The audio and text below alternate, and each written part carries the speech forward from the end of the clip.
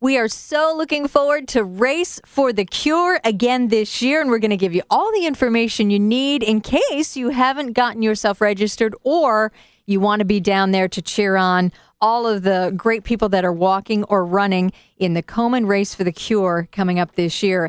And we've got a very special guest with us today, a survivor that is going to tell you her story and hopefully inspire you a little bit. We have Pauline Russ with us. And Pauline, we'll get to what you do in just a minute, what your official position is, because it kind of happened out of your diagnosis of breast cancer at the age of 34, and you were pregnant at the time. Yes, I was. Okay, that is, we've been chatting a little together as I'm getting to know you. That is, I guess for most women, such an exciting time of life. Was this your first child? It was my first child. Yep, it was my first pregnancy. So you're focusing on that and all the excitement that is there and the anticipation. And then a diagnosis of breast cancer. I mean, did it kind of come out of left field for you? Right. It was very unexpected. I was young. I was healthy. I had no family history.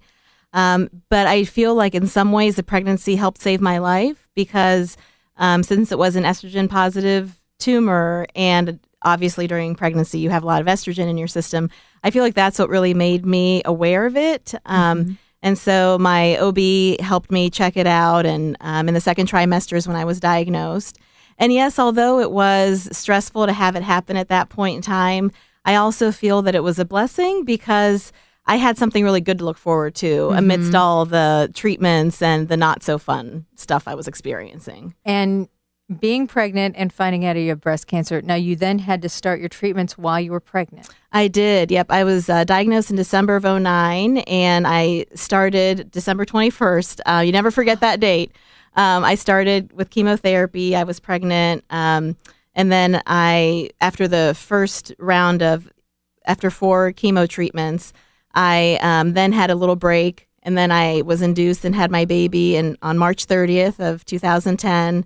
Went back into treatments, had surgery, and then continued with Herceptin for a year. So we had a big party in May of 2011. Wow, I can't, as someone, and I'm sure every mom out there is going, oh, I can't even imagine, A, going through breast cancer, but B, when you're pregnant and having your baby and the excitement and all of that, but still having the treatment to go through. So, Right. Wow, what an amazing story. Right. I mean, yeah, one minute I was in my, oncologist's office, and the next I was at Babies R Us. So it just... Well, and mention something, too, for young women that do go through this, unfortunately, like you did. Talk about going through chemotherapy when you're pregnant and worrying about the baby. Sure. I was worried about the baby, but I had a very good medical team, and they explained to me that the chemotherapy molecules were too big to actually penetrate the placenta. So when I had my baby, I was bald as could be, and my baby had hair all over. So there was evidence that it had not penetrated. And so a boy? Yes. And he's fine. He's fine. Oh, yep. good. We just had his second birthday. Oh, that's awesome. And how are you doing? Thank God I'm doing well. You could see my hair is all back. And lots of beautiful hair, that's for sure. And I continue to be grateful. I think during that time, faith came first, family and friends, and a sense of humor, all just really helped carry us through the journey. And then I think at the end of the journey, I felt like I had to do something to give back. And I just happened to have an opportunity where now I'm, as you alluded to at the beginning, I'm the breast health manager now at Ohio Health. So I get to indirectly give back and help other women that are experiencing the same journey. Now, how did that come about? It was just you were already there. I was working already there. for Ohio Health. Yep, I'm a physical therapist, and I was managing a couple of rehabilitation sites, and I was treating lymphedema, which is one of the things that sometimes comes about for breast cancer patients. And so I always had this love of those patients, those breast cancer patients, and I wanted to give back to them. I was now one of them. I was a survivor. Sure. And I just happened to see the opening, and I inquired and found out that I would be a good fit for it. So it's all worked out. That is amazing. And I started in October, which is Breast Cancer Awareness Month. So it all just came together. It sure did. And I'm sure that you can talk to a lot of women now that are finding a diagnosis, at or around your age or, a young person, a young Right. woman that's pregnant and going through the Right. same thing. Right. I mean, you think you're the only person it's ever happened to. When you're young, you're pregnant, and so I think it just helps to talk to somebody else who's been through it. And I was really fortunate in that I did great through chemo. I worked full time through the whole thing. Plus, like I said, I was pregnant, and so I just had a really good experience. And so I feel like I can help encourage other people that it's really going to be okay. I mean, thanks to organizations such as Komen, we've come a long way as far as, with all the research that has happened. Everything has really been moving forward and progressing in the care of the breast cancer patient. And I got to be one of the fortunate ones who has benefited from it.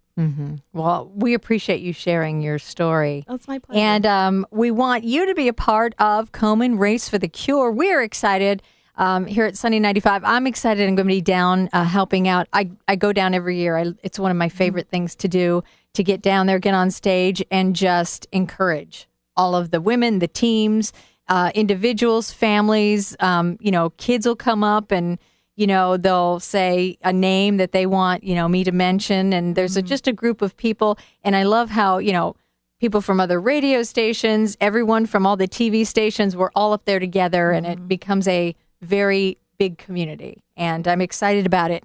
May 19th, and we are looking forward to you being a part of it. I want to let you know this. There are still ways to get registered, and we have all that information on our website because I want you to be able to take a look at it and see it. So we'll have all the dates for late registration. You can still, in fact, you can register all the way up to race day. So all that information will be at sunny95.com. If you go to the morning show page, I'm going to have it all there for you as well.